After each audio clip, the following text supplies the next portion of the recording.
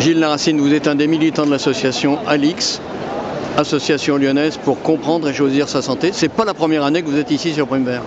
Non, c'est Alors, c'est probablement la 37e année.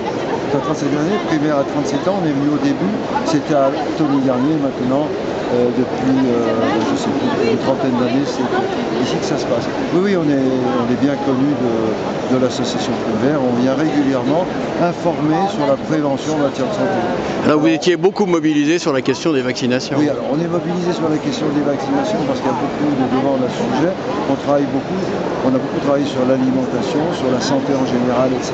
Et quand on travaille sur la prévention, arrivent fatalement les discussions sur les vaccinations. Et finalement, on a été amené à travailler d'une manière assez précise, je dirais scientifique, c'est peut-être un petit peu orgueilleux de dire scientifique, mais enfin, assez précise sur le sujet des vaccinations, avec des statistiques officielles, des éléments officiels, pour essayer d'analyser le vrai du faux.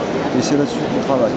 Alors il n'y a pas de positionnement pour ou contre, il y a simplement essayer de bien comprendre comment ça fonctionne, comment fonctionne une maladie, qui est concerné par telle ou telle maladie, qui est concerné éventuellement par la vaccination, quels sont les risques de vaccination, et c'est là-dessus qu'on travaille. Bon, à l'occasion de cette 37e édition, il y a eu 2 ou 3 articles de presse suite à l'intervention d'un élu ici du territoire pour dire qu'il y avait sur Prime Vert des sectes.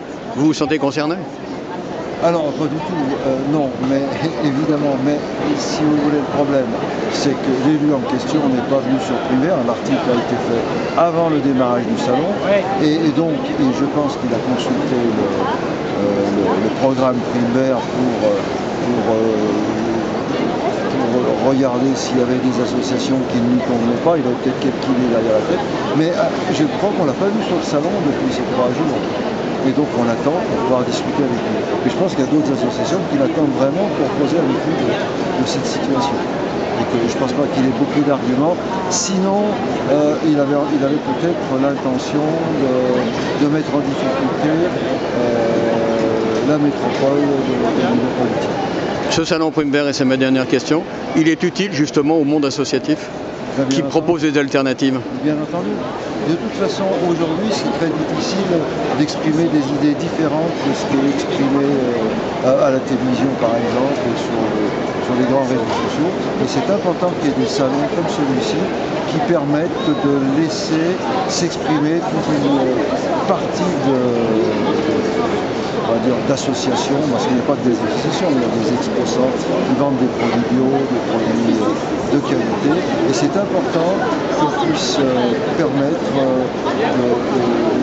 au public de connaître toutes ces nouvelles informations et ces produits.